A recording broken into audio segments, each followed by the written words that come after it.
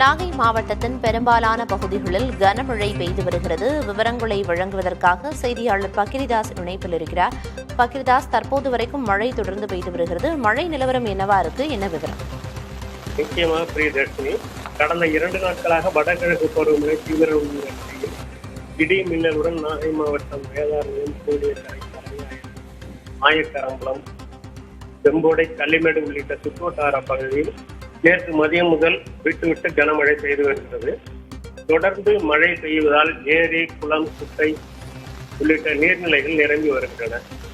கடந்த 24 மணி நேரத்தில் அதிகபட்சமாக நாகை மாவட்டத்தில் கோடியக்கரையில் 11.7 சென்டிமீட்டர் மழை பதிவாகியுள்ளது. வேதாரண்யத்தில் 7.4 சென்டிமீட்டர் மழையும், தலைஞாயிறில் 6.1 சென்டிமீட்டர் மழையும் பதிவாகியுள்ளது.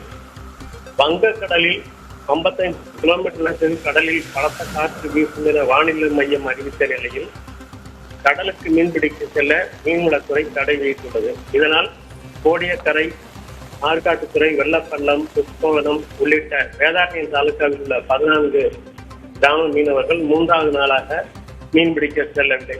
சுமார் 5000 மீனவர்கள் கடலுக்கு செல்லாமல் 75 விசை படகுகளையும் 900 நாட்டு படகுகளில் கரையில் பாதுகாப்பாக நிறுத்தி வைத்துள்ளனர். தகவல்களை வழங்கியதற்கு நன்றி பக்ரி.